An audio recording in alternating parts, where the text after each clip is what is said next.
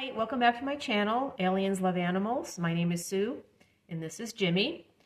This video is not going to be about me venting, ranting about some sort of issue with animal rescue or vet medicine. This is more of, actually, it's an instructional video, but it's based on something that was frustrating to me, so I guess it is a little bit of a vent.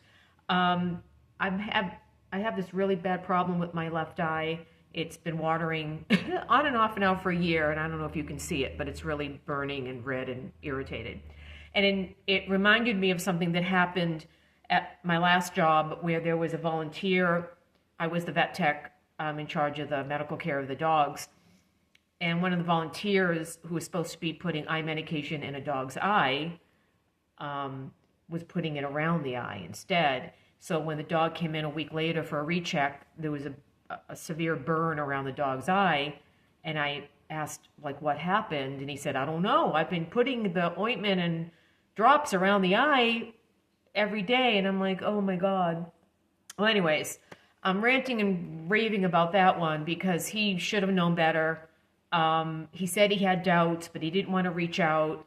So I guess the point of this video is if you have any questions about medicating your animal, either orally or an eye, ear, whatever it is, call your vet, ask. It's never a dumb question, ever. So that's what made me want to do this video, because my eye is really burning and it reminded me of that story. So anyways, Jimmy's going to be my model patient here. So first thing, if your dog or cat or any animal has an eye injury, and especially if they're keeping it shut and they can't open it, that's an emergency. You really shouldn't wait on that. Unlike if you have an ear problem or something else. If your dog or cat has an eye that's injured and they can't open it, or you see severe swelling, you got to get to a vet. That's not something you can wait on. It could be a foreign object. It can cause an ulcer. It could be all sorts of things in eyes, or things happen very quickly and they can lose their sight. So eye injuries or issues are usually, I mean, not always, but they're usually something you need to get addressed sooner than later. So if it's something pretty treatable, you'll be sent home with either drops or ointment or both, or multiple medications.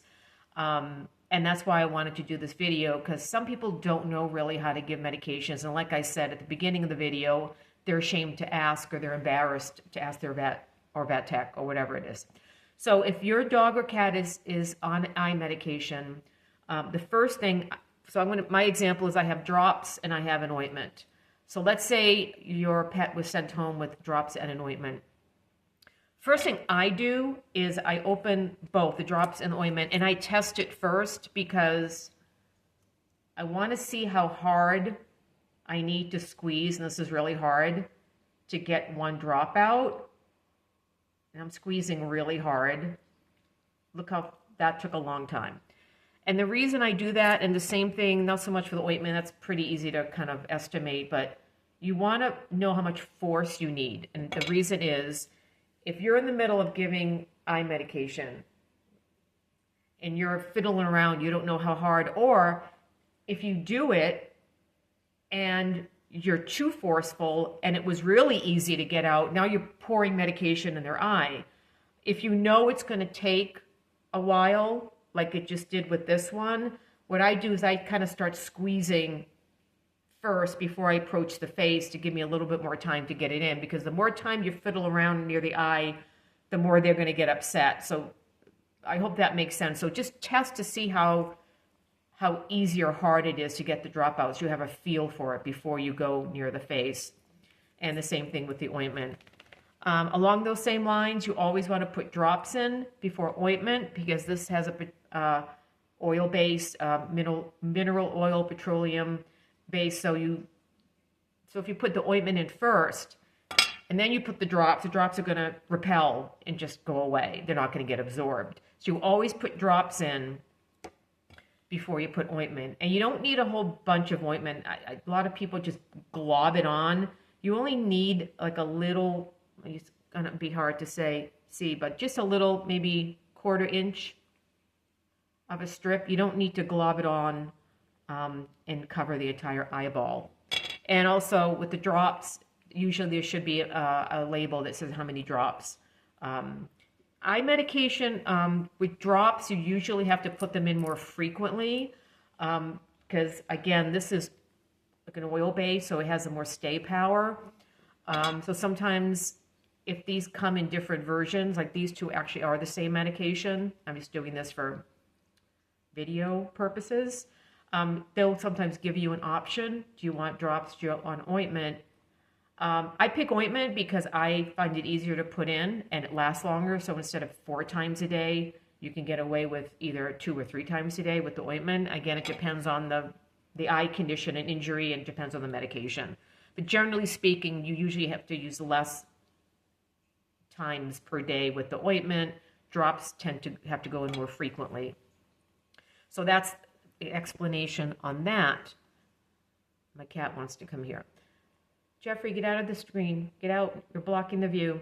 So again, to recap, put drops in before ointment. Test it before you give it, because you'll know how much force you need. And hi, Jeffrey. You want to say hi? Do you want to say hi? And so giving it, Jimmy's usually good. I go above the head, I don't know if you can see it, and I tilt the head upward, because if you're going to tilt it downward, the drops are just going to go pouring down. And I just place it. You don't want to touch the eyeball, and drop, drop. And then what I do is once it's in, I close it shut. Sometimes they're going to want to shake their head or blink. I just hold it shut about 30 seconds if they're going to let you. And then just to give it a chance to absorb. And then here's the next thing. You don't right away put more medication in. You want to wait, again, well, depending on who you talk to, minimum 5 minutes between medications. I've talked to ophthalmologists where they've gone 15 minutes. I even know one who waited 30 minutes between medications. I don't think that's practical, but the very minimum, you should wait 5 minutes between medications. So here we go. I'm just going to pretend here. Drop, drop. Close the eye. You don't need to rub anything. Don't rub. You need to close it. So let's say 30 seconds has gone by. Now you're good. Now you're going to wait 5 to 10 minutes. All right, let's say 5 to 10 minutes is gone, and then you do the ointment. You never put medication around the eye unless the doctor tells you to. Maybe there's a skin problem there, or I don't know what. 90% of the time, eye medication is to go in the eye. So that's really it. If there's a piece of dust or something you think that's minor, you can use saline rinse to maybe rinse it out. But again, if you think there's a foreign body in there, you don't want to mess around with that. You don't want to mess around with that. You want to get to the vet right away.